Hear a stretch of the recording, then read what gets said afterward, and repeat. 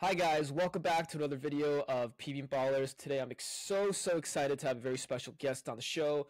We're joined by football data professional Ben Griffis, who also has a very big social media following and is a top expert in Asian football. Ben, thank you so much for joining us. How are you doing?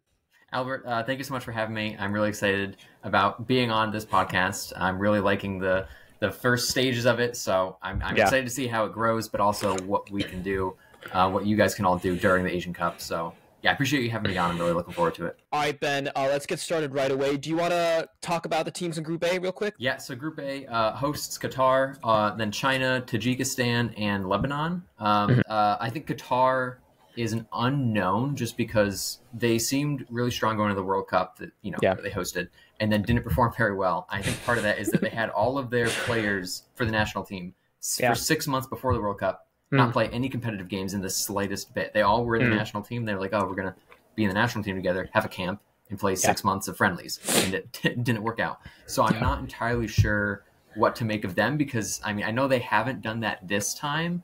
And they have some good players, but they've also had some iffy results in the past year with some wins, some draws, and quite a few losses. So I think overall I could see them going through because I think Lebanon is also probably going to go through in my mind, just because Tajikistan, I don't know a ton about them, but I'm not confident they can make it through, especially with Lebanon in the group and Qatar, which at the end of the day, Qatar is definitely a really good team. On paper, they have some really good players.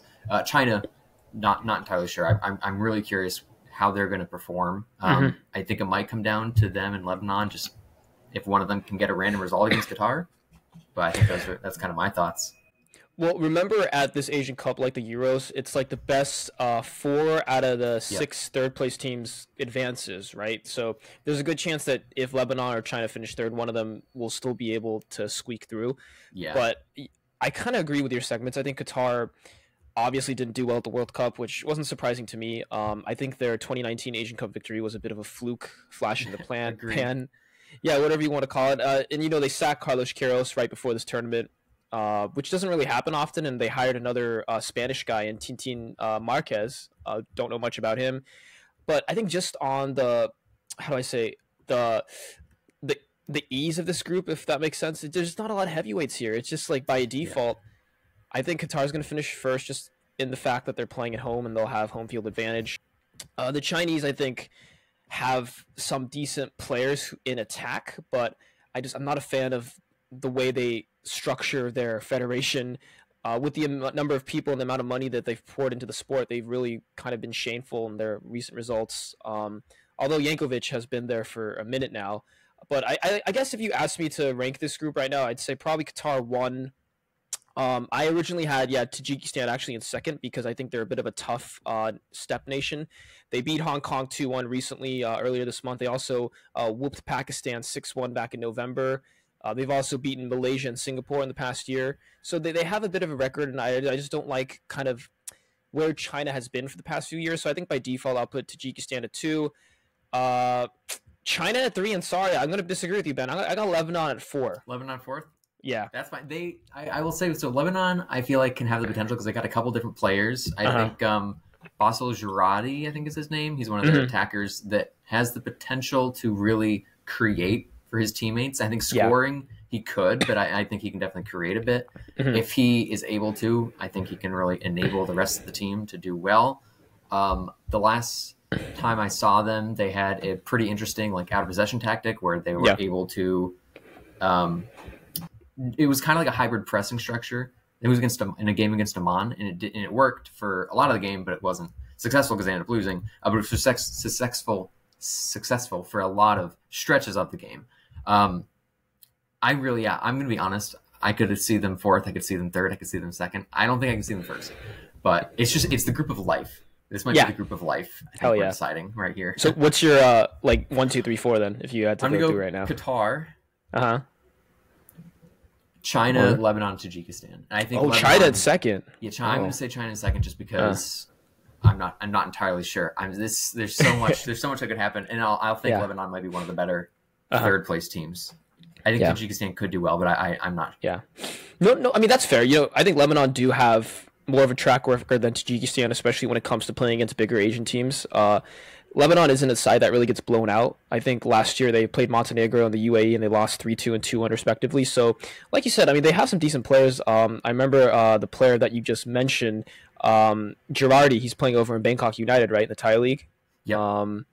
And then they also have their captain, Batuk. I'm sorry for the pronunciation. He's been there for a while. He's 36 now. So, they have veterans there that know what it's like to play tournament football. So you could be right. Honestly, I could see Lebanon sneaking in that third place spot and Tajikistan finishing fourth. But I think to wrap it up, this really is the group of life. So let's go to Group B. Now, in Group B, I think this is one of the more interesting groups. We got Australia, Uzbekistan, India, and Syria. Ben, initial thoughts on this spicy group right here? This will be extremely fun because for me, if this is your first time ever or hearing my name, you won't know this, but if this is not your first time, you probably know this. I really like Uzbek football. Like their national team has done such a good job recently of like systematic improvement, not just like improvement, but literally systematic improvement, starting with grassroots. And we don't see a ton of like really young, like U23 players currently in the national team. You do see a few that have started to make their name, have like 10, 15 caps even, that add a lot of hunger and pace and spice to their team. They're just a really solid squad. And they played the U.S. recently. I think they lost 3-0, and that doesn't tell you nearly the whole story because the U.S. found it very difficult for long parts of the game. And that alone should be a really good like mark on them, right? Australia, too, is, I mean, they made the knockouts of the World Cup, and people were shocked at that. And honestly, I kind of was too, because it was like, oh my God, Australia made the knockouts. But in the Asian Cup, they're obviously going to be favorites to make the knockouts, no matter who's on the. I mean, they are just a really good powerhouse within. Oh, they're top three Asian in football Asia. to get, Yeah. I mean, semifinals would be probably the norm for them. And so just to have those two teams right there, that's a really fun group. Syria is one that they have a lot of really good talent that like have declared for the national team, especially I think recently too, born and raised in South America and particularly in Sweden too. I think Argentina and Sweden. They have a big diaspora of Syrians around the world, right? Yeah. And there's a number of, I think, less than 10 capped like people that play in the Argentinian league that I'm not sure what to make of them, but they seem technical from the videos that I watch. And outside of that, outside of the recent like maybe 2 years, even going back further, they can beat a lot of teams. Like they aren't a minnow, let's say. They do have a lot of talent every year, it seems like. And so just having those three, now that makes it fun. And then we put India into the mix, which I think realistically might finish fourth in the group, but could potentially get a really nasty good draw against any of the others, including Uzbekistan and Australia. Because if either of those teams don't play up to their full potential against India, they could really just, I think, get a draw. Yeah, Ben, this is something that I really thought about deeply because you mentioned India, right? And I think it's kind of par for the course for people to make fun of Indian football because, they're obviously known for cricket, other sports. But going through their team in the recent results, they haven't been blown out as much as I thought they would in recent games. So I do wonder if they could be the wild card in this group because, like you said, I think we all know Australia, Uzbekistan, probably the heavy favorites to finish top two. But depending on how well India play these top teams, like you said, they could scumbag a draw from anyone from Uzbekistan and Syria. I'm not going to say they'll beat the Australians, but I absolutely could see this group finishing at a point where you have the second place team maybe finishing on 4 points instead of 5. But and I actually love your take about the Uzbeks. For people who don't watch Asian football, this team has been like, the comparison I make is maybe like the Bosnian team of 2014 that finally made the World Cup. It's like one of those sneaky nations that have always been close to qualify for a World Cup, have had technically very good players playing all across the world, but just never had that little oomph that they needed to cross the line and qualify to a World Cup.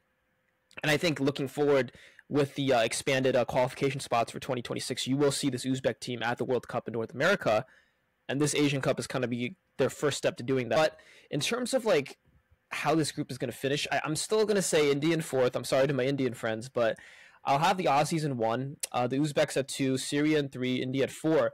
But I will say a little hot take. I think Uzbekistan is going to draw Australia in that third group stage game. I mean, I'm going to be completely honest with you. I feel like, so your ranking is the same as mine. Okay. I am curious in the third game. Mm-hmm. I'm thinking that's going to come down to whoever wins that ends up winning the group. Mm-hmm. I really think that it's possible that both Uzbekistan and Australia win both of their games, and so it ends up, and they could potentially both win them by roughly the same margins, have the same goal differential. So it could really just be not only just winning your in, but winning your first. Mm-hmm. And I could potentially see Uzbekistan winning that too, because they can definitely win. So I guess I want to preface this with Eldor Shomurodov, their captain, their talisman, former Roma player. He's played in Serie A for a lot. He's a really good player. He's their striker. He's the one that's bagged almost 40 goals for the national team, and he's like not even 30 yet. He is really good, and he is not going to make the tournament because I think he's a facial injury. So it does add some sort of unknown quantity to him. But what I think that does do is allows so there's one player that you will see in Western Europe at one of the probably the top 10 UEFA leagues here very soon. Abuzbek Fazulayev. He's right now at CSKA Moscow. And he is tearing it up. He's a winger. He can kind of be a traditional winger and provide for a central striker. But in the absence of Shomurodov, I think he might be able to cut inside more because he can cut inside and score as well. He can do both. And so I think that he might, have more penchant to cut inside. So I think their main striker I think Igor Sergeyev is going to be their striker, and he's not as good as Shomurodov, but he can still bag goals. And so I'm thinking that Fazulayev on the wing is going to be able to cut in and help provide those goals. And who knows what can happen, because I think Australia, we've seen, especially in the World Cup, if their defense takes a couple hits, they can potentially take a few more quickly after that. And it can be a little bit difficult for them to recover. So if they keep a strong defense, which they can do, and I think they will do in all honesty, I think, a draw could be good, but you never know if Uzbekistan can get one goal early on, they could win it and then finish first. So I guess as we round out Group B, a little shout out to our Indians. Realistically speaking, what do you think is the best result for them in this tournament? Third place finish. Third place. And then, I think if they get third place, you never know. Maybe it's because they get a win and they can qualify with maybe even 4 points. But that would be at the expense of Syria, right? Obviously, yeah. Exactly. And from my love of Indian football, I mean, realistically, the national team, I think there would be questions against Australia and questions against Uzbekistan, particularly those two teams. Having them in the group makes it very difficult, but at the same time, they're going to relish going up against, honestly, two of the best teams in Asia at the moment. Yeah. And I think it's going to be a great time for them. And again, you never know. Let's go to Group C. Ben, go ahead. Interesting group here, too. Yep. So we have Iran, the UAE, Hong Kong, and Palestine. And so I think when you just list those teams off, Iran definitely is on top, and I would think they would finish first. I mean, they're definitely one of the strongest teams in Asia. They are, year in, year out for pretty much every tournament. And so I don't see that not being the case this time. The UAE, I think, always has a potential to really, get a result off of some decent teams. I think they're probably in that middle group of like, if we call all the teams of the Asian Cup, they're right in that middle group where they could finish second, they could finish third. I don't think they're going to finish fourth. I'm not sure if they're going to finish fourth in this group, to be honest, because Hong Kong, I think could, just be a standard fourth place finish. Obviously nothing against them. It's just that I'm not sure, compared to especially Iran and then UAE, that they'd be able to get any result against them. Is what really comes down to potentially that match for them is the third match against Palestine, which, to be honest, I don't know almost anything about Palestinian football. I have no way to watch it really. So to me, they're really an unknown quantity. And so I think that says it all for me, to be honest. Yeah, no, the thing with Palestine is if you look at their recent results, they're actually a team that doesn't get blown out very often. They lose most of their matches, but they don't lose 10-0, 7-0 like some of the other minnows of Asia. I think if you look at the recent groups that I'm pulling up right now on my phone, recent matches that they had against the Uzbeks, they lost 1-0 yesterday, actually, lost by a goal.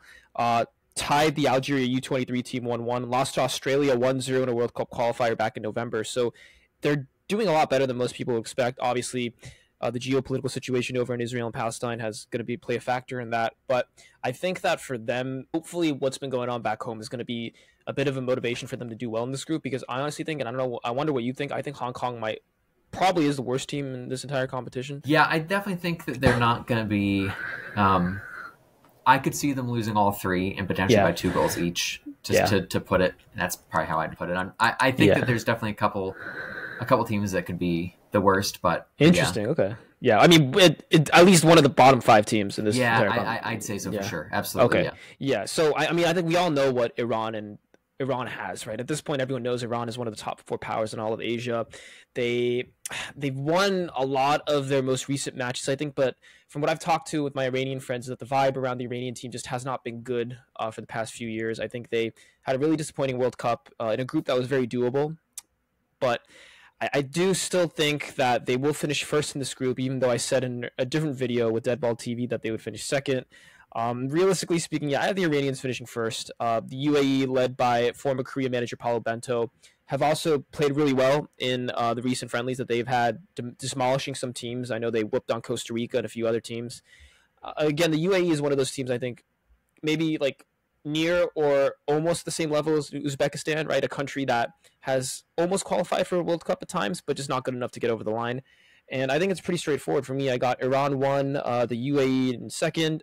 I'll say Palestine in third, just as a little morale boost for them, and Hong Kong in fourth. I have the same ranking. I would personally, I'd put Iran first. I think we would win all 3 games.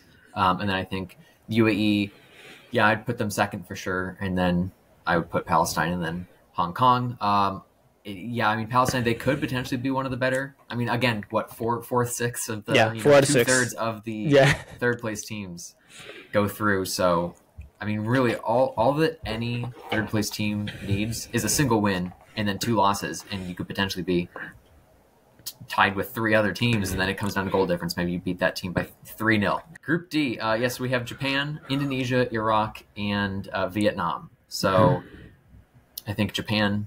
I'm going to be completely honest with you. Yeah. Top 5 team in the world at this very moment. So literally, and I mean, I'm including France, I'm including Germany, I'm including Brazil, including England. Top 5 team in the world at this very moment, because they will not concede and then score 4 goals against literally any team. What was it? 4-2 against Germany, I think. And like recently, was it 4-1? Yeah. So 4-1. They've literally scored, I think, at least 4 goals in almost every single one of their games the past like year and a half, maybe. Like, they are phenomenal going forward. They are phenomenal defense, and their tactics will work. For a national team, they have the best tactics. They're not like a really 60% possession, like kind of like Ames Postecoglou. Like, we're going to do a lot of really, I'm going to call it beautiful football. What people always call it beautiful football. But they're also not doing like, park the bus sort of thing. But they can do either.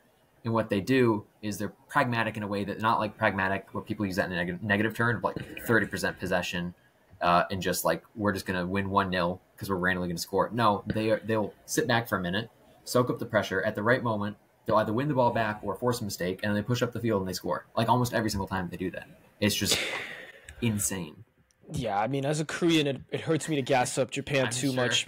But I mean, Ben's right, guys. So since the World Cup, they had a bad run of games against the South Americans. They tied Uruguay and they lost to Colombia. But after that, 6-0 against El Salvador, 4-1 over Peru, 4-1 over Germany in Wolfsburg, 4-2 over Turkey in Belgium, 4-1 over Canada, 2-0 over Tunisia, 5-0 over Myanmar, 5-0 Syria.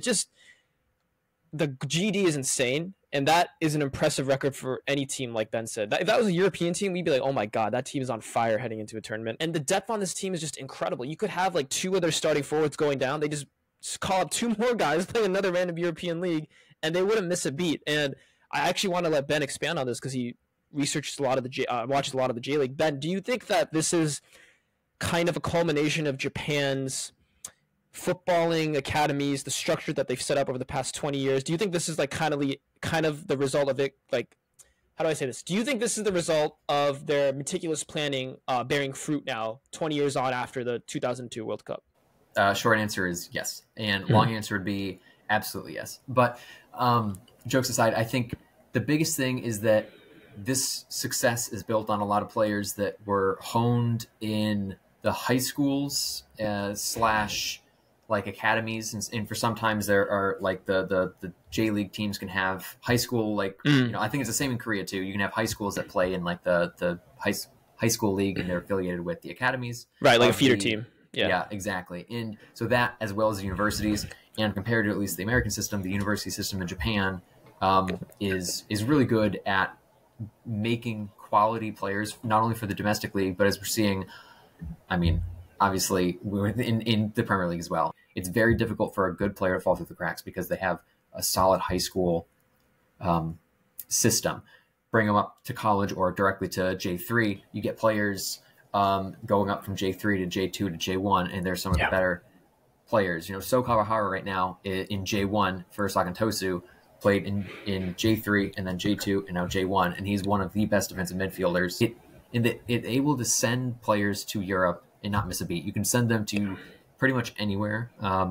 Belgium is a really strong one right now that players are going to. There is a pipeline underground that's going under all of Asia right through Europe into Belgium. STVV obviously is a big one, but it's going there, and you have all these players that will get, I think, noticed more and then get bought by some of the biggest teams. And you have players that have been there for a while. Some of my favorite, Junya Ito is one of my favorite players. Honestly, probably one of the best wingers in Asia at this moment. We could make literally 2 starting 11s for the Japanese team, and each of them could have a decent shot of winning this tournament. That's not hyperbole. I'm dead serious. It's very sad as a fan of the Korean national team. Obviously, it's sad to see them being so widely the favorites. There's just so much talent, not just offensively though, but defensively too. They've developed guys like Endo, who's starting to earn his props now that he's playing over Liverpool. Their goalies too. They got the young one, Suzuki, right? I believe he's half American, half Japanese. He'll be the starting goalie at the Asian Cup. So Japan is really utilizing every single resource that they have. Dual nationals, kids from high school, like you said, kids who were sent over to Europe at a young age. So it's just obviously sad for me as a Korean because we're so poorly run. We'll get into that later in the video when we talk about Korea. But for sure, Japan are the favorites in this entire competition. If things go well for them, they should win it, I think. And even in this group, Ben, I mean, it seems pretty straightforward to me. Japan's going to finish in first. I think Iraq will finish in second, Vietnam in third. Does that sound about right to you? Yeah, I'd say so. And for all my love of Indonesian football, I really don't think that coming up against Vietnam, it would really come down to that. Vietnam and India, or Vietnam and Indonesia, which one is going to be in this group the least bad? And I think it's going to be Vietnam personally, because although Indonesia have done a really good job recently of I would say, getting some European players that have parents or grandparents from Indonesia come in, and they're starting to see, I think, some benefits. But Vietnam, I mean, they're just in Southeast Asia, they're extremely strong, and so it's going to be a really good matchup to have them. And what game do they play? They play the second match day. So I mean, it's going to mean a lot, because for both of those teams, all 3 match days I think are going to mean the world, because again, so many teams go through in third place. I would put Vietnam third. I would think that the worst that would happen is that they draw Indonesia, and you never know, maybe they end up somehow not losing to Iraq. Oh, I think all the games will be close. I honestly think this might be one of the more entertaining groups in the entire competition. Japan plays Vietnam in their opening match, and I think Japan will win, but I don't think it's going to be a blowout.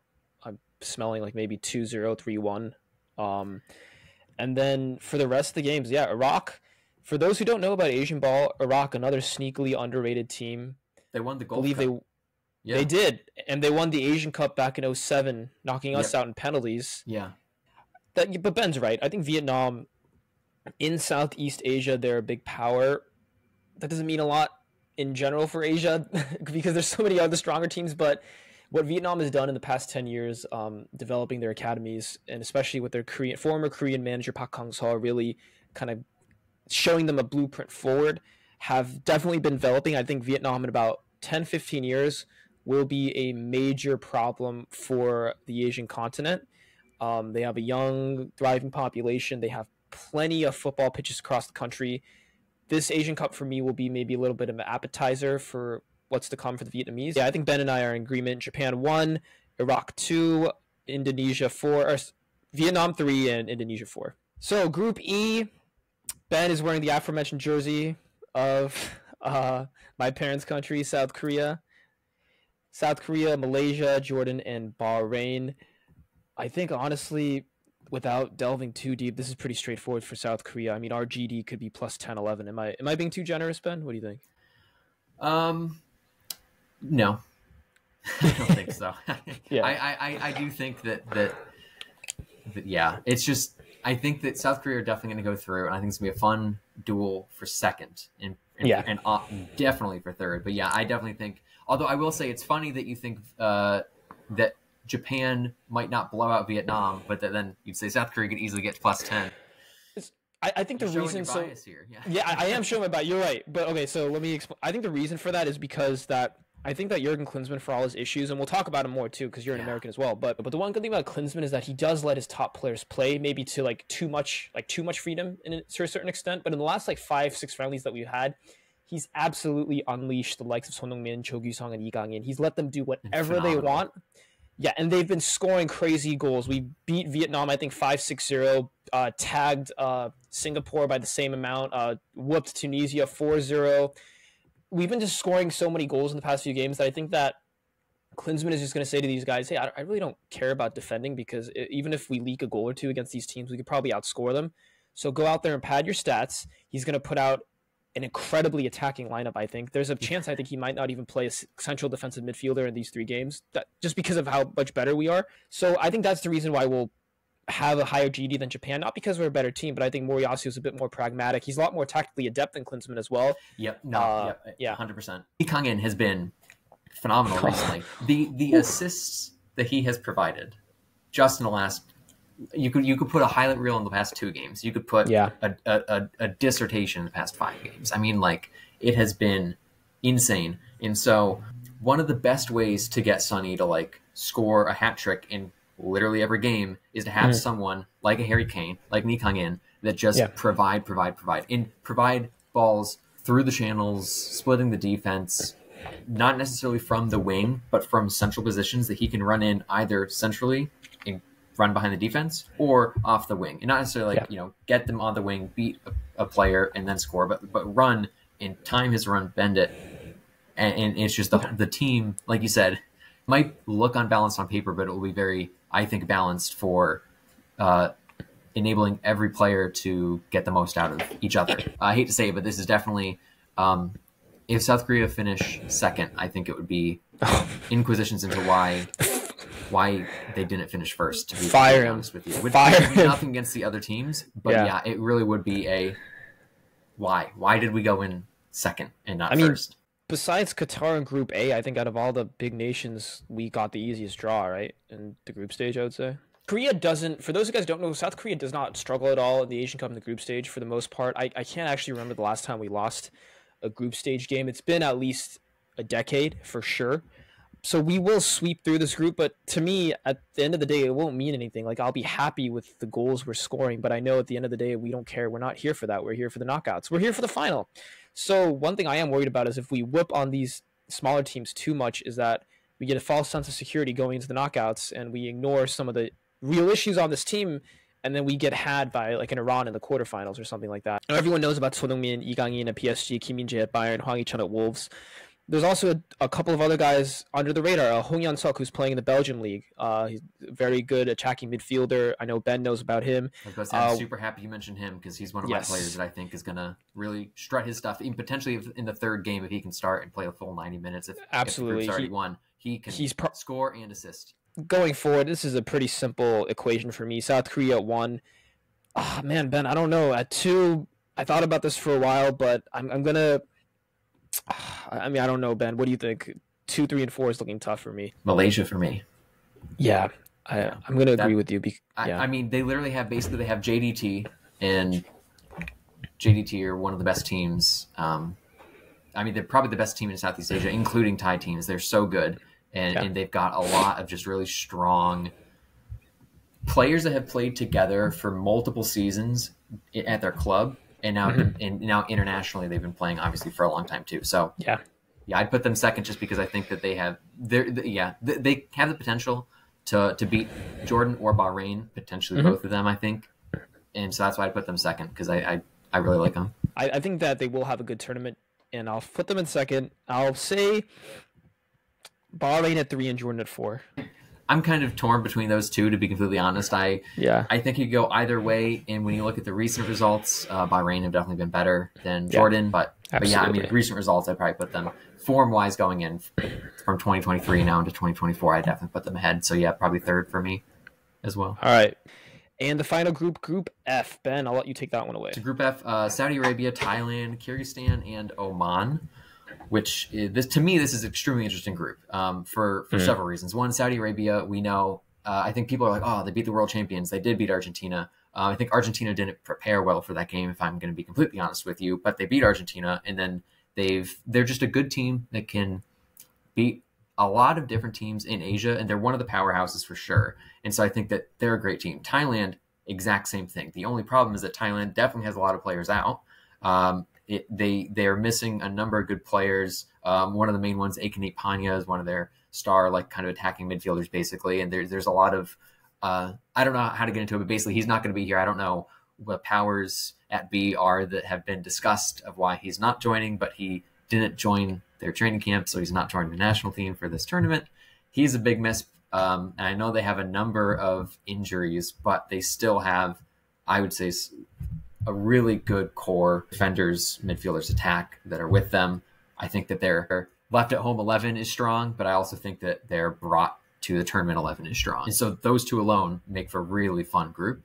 And then you add in Kyrgyzstan and Oman into the mix, both of which I think could beat either of the other two teams when they play them, because Oman have been setting up themselves for success for a number of years now under the coach Branko Ivankovic, and they've gotten some good results. They play good football. They're able to break down their opponents, figure out what do we need to do sometimes in the second half to score 1 or 2 goals so that we can win, or that at least we can rescue this draw. So I think that they're a team that's going to mix it up. And then Kyrgyzstan has some good players, and I think as well could potentially get a win over any of these 3 teams, if not a draw and a win. Maybe if they beat Oman and then potentially draw Thailand. And then this group would really be cooking. So this might be as close to, I'd say, the group of death as we can get in terms of not like, oh, there's 4 of the best, Asian teams in the group, but more like all 4 of these could theoretically finish, I would say, in any position. What you said about Saudi Arabia is right. I honestly think Argentina just didn't respect them going into that game. I'm not going to take away from Bernard's tactics. He played the game perfectly, but in a realistic world where Argentina does their homework, they're not losing that game at all. So it is what it is, and we saw in the recent results of Saudi Arabia, they're going to win this group, I think, just based on their name and the talent that they have. But Mancini really has not impressed me in his stint over in Saudi Arabia. It just seems like he's there to get a bag. Like you said, though, the other 3 teams could totally beat up on one another at any given moment. But for me, I think, the Saudis finish first. I was torn between Oman and Thailand in 2 because, Oman, for those who don't know, played South Korea tough in the 2015 Asian Cup. We only beat them by 1 goal, and they almost tied the game against us. I'm going to say the Saudis in first, Thailand in second. I'll put Oman at third and Kyrgyzstan in fourth just because I haven't liked their recent results.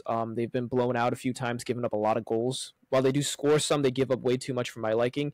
Yeah, I'm going to go Saudi first, Oman second, and then Thailand. I would say Thailand would probably be the best third-place team. Okay. And then, like in the rankings, then Kyrgyzstan in fourth. So I do want to say that Oman, in terms of their recent results, so in the Gulf Cup, Oman beat Saudi Arabia. They made it to the final. They only lost to Iraq.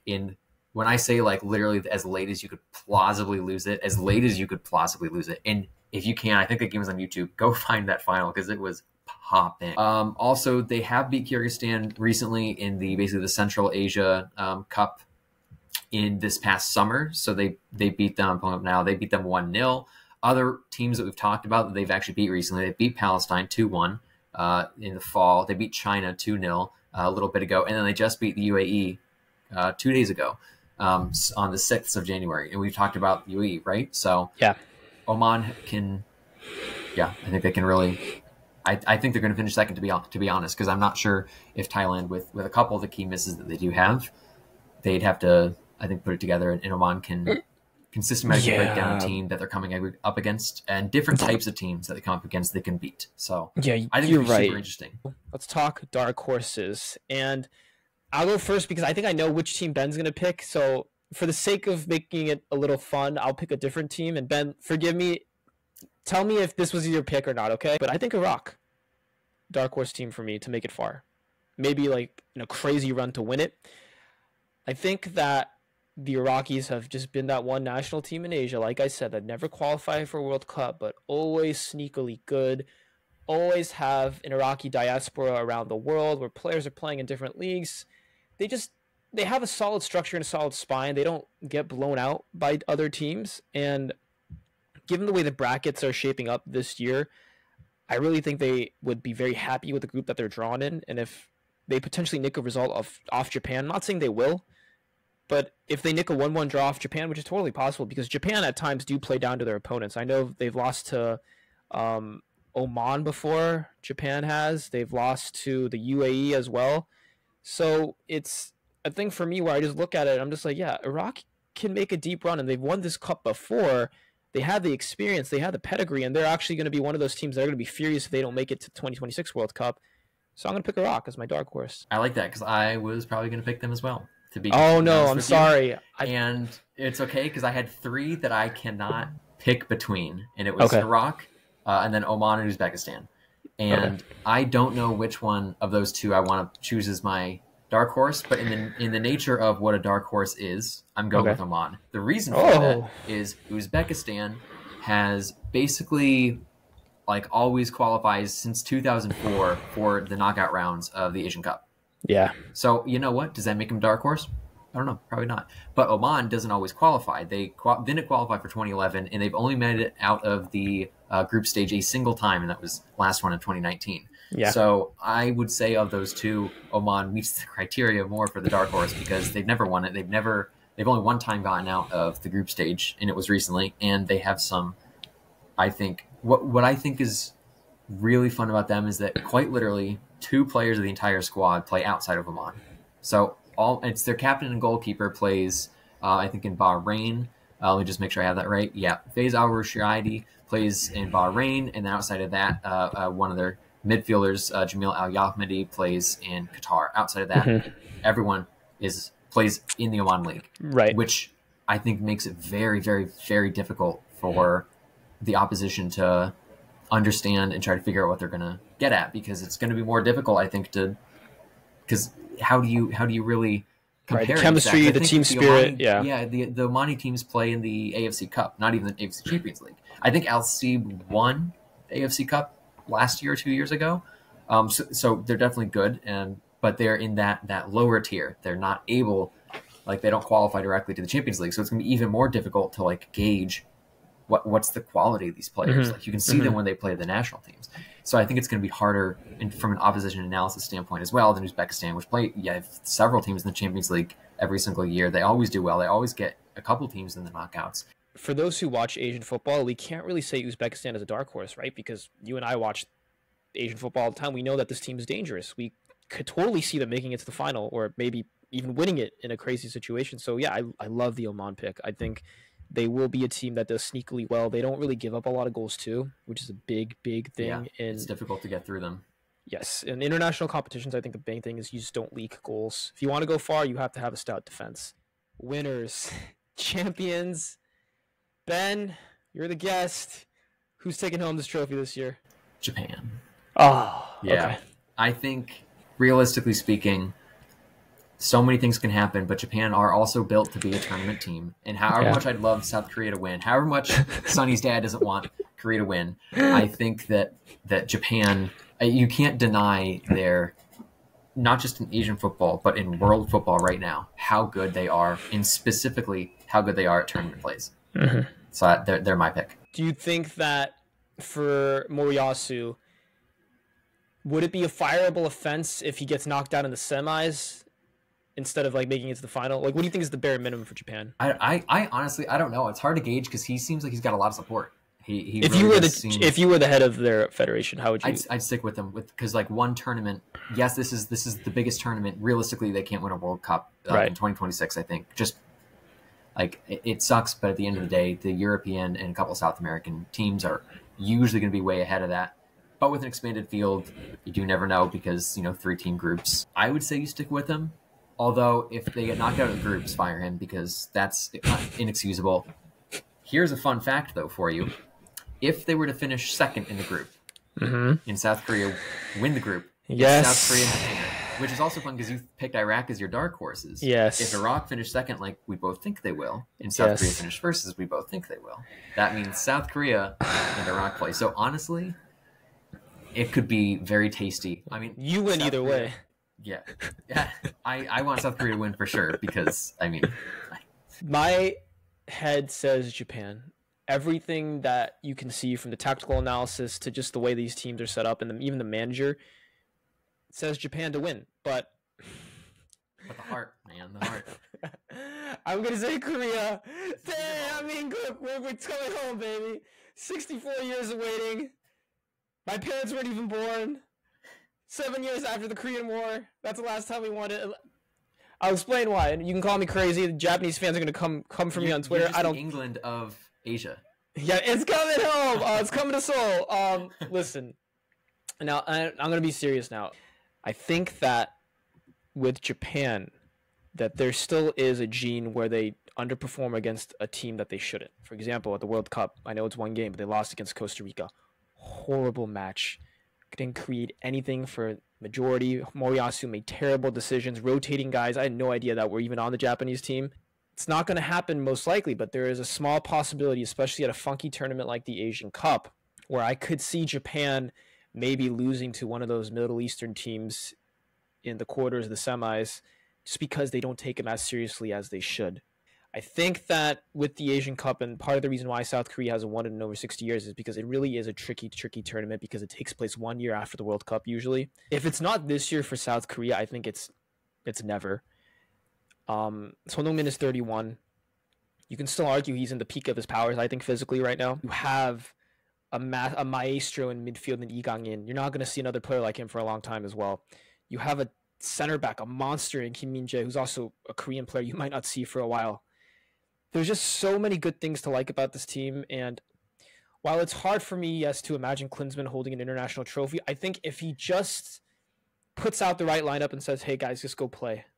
Just play and don't give up too many goals, they could absolutely win this. And I think that with Argentina, and again, I don't want to make a comparison to an elite team, but Scaloni, in my opinion, is a decent manager, but he's not a master tactician. I don't really rate him that highly, but he still won the tournament with the good vibes that he gave, and he said, okay, rally around Messi, protect him, let the offense flow through him, and don't concede too many goals. And that's how they rode that blueprint to win the World Cup, and I think that's the blueprint we have to have. Lee Gang-in to Son Heung-min, and then tighten up defensively if we can, and we can absolutely win it. There are still some concerns about this Korean team that I have, most notably the fullbacks, which I don't think can defend very well, but one more thing before I close out is that Japan also, one weakness I would say about the Japanese team is that they have a nice structure, but they do give up chances. They still do give up high quality chances. Yep. Against Germany, the Germans should be ashamed of themselves for not winning that game. I give credit to the Japanese, but if they have their shooting boots on that day, if Ilkay Gundogan is not one of the most selfish players I've ever seen, they beat the Japanese 3 goals. And the Japanese, for all the talent that they have, are leaky at the back. And I know Suzuki's a very good goalie, but he's young. He's like 21, 22? I might be wrong, but he's like young, yeah. He's not even 24 yet. So there are ways to get past this Japanese team, and I think that everything is lining up for us to win, and I really hope it's our year. And Ben, I'll let you expand on what I just said about Japan being a little leaky at times. So basically what I was hoping you mentioned at least something like that, because I just looked in, the final could be Japan-South Korea. Yeah. If we finish first, both of us. If both teams finish first, which realistically I think both teams will finish first, and if they then, obviously win out. Yeah. It then becomes, in my head, I think South Korea can beat that. I think it's 50-50, and quite literally it could be a coin flip and just whatever the cards fall, because you can't deny how many high quality chances the Koreans can create for themselves. Yeah. Individually to create their own space and then get shots off, and then also to use quality teamwork to split any defense. Obviously, Lee, we've seen it and we've talked about that, but quite literally, the team can function around several pivot players, left in any of the half spaces, central, right.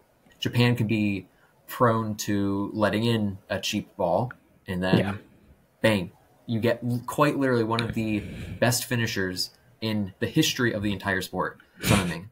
Yeah. Straight up, he is one of the best finishers, period. He's not been a striker for his entire career. Yeah. He's been a winger, but and that does play a role because he's so good at scoring from angles that are less XG than, ones that Harry Kane might take. But literally, I mean, Sonny is straight up one of the best finishers ever in the history of the game. Certainly one of probably the top 5, top 10 currently playing. And definitely, I'd say the best in Asia by far, bar none. If the final comes down to Japan, South Korea, I do think South Korea can win it, and I would want them to win it, obviously. And you could be confident either way. You really could. And that would be probably the best cap to this tournament. I think that, I hate to make this comparison again, but it reminds me of that final a year ago with France and Argentina. I think objectively, if you look down on all 26 players, France had the better overall team, right? They had the better players overall. But Argentina, a little more firepower up front, like the better finishers, I think, as well. So I kind of maybe see parallels. Again, guys, Japan could totally win. But if we make it to the final against Japan, like Ben said, it's going to be a coin flip. It's going to be a tight game. And I think the Japanese will definitely score a goal on us in normal time. I think that's a guarantee. Yeah. No way to stop them. They literally, I would be shocked if they didn't score 2 against any opponent in this entire tournament. They'll get 1, but they could possibly get 2 against us. But the thing with that is that also we'll get a lot of chances as well. And I think the one thing about the Japanese that they're happy ceding possession at times to a team with more firepower, and we definitely have more firepower up top than they do. So it's going to be a thing where I think Japan maybe score early, and they start bunkering down, and then we just see Lee Gang and Son Heung-min playing with the ball for about 60 minutes trying to unlock the Japanese defense. And like Ben said, all it takes is one ball splitting the Japanese defense, Suzuki making a mistake, and the game's tied and it goes to extra time. And when it goes to extra time, you never know what's going to happen. It's going to be a great tournament. Ben, any last words? Now I'm just hoping Oman do well so that I can have my dark horse do well. But this should be truly one of the most fun events of I think 2024. We're so early on in 2024, but honestly, this is going to be one of the most interesting events because we've talked about so many teams, and how many have we said that basically could beat a lot of the teams, not only just in the group, but a lot of the other teams if they were to make the knockouts. There's almost half the field that you could see making deep runs. That alone, if there's 8 of them that could potentially make the semis, that's going to make such an interesting knockout stage, let alone a number of groups being mouth-watering. Even if there's one team that like they're probably going to finish first, what's going to happen to 2nd, 3rd, and 4th? It's going to be a lot of fun, and we'll be here to recap and follow along as the tournament goes on. All right, guys, it's the end of this episode. Be sure to follow Ben on Twitter. He does a lot of great work for every single league that you can think of, and I'm sure Ben will do a lot of stuff, not just for the Asian Cup, but I'm sure Ben's going to do stuff for the Copa and the Euros as well. So. Yep, absolutely.